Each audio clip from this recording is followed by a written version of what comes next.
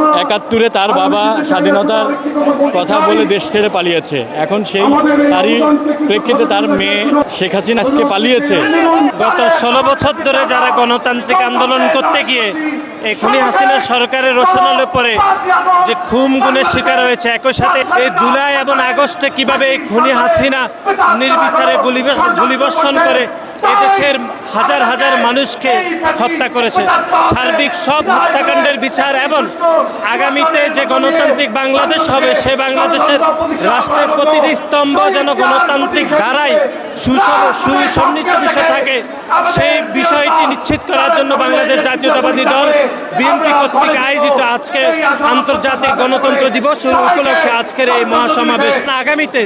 আওয়ামী লীগ এবং হাসিনার কোনো দোসররা যেন এদেশে আবার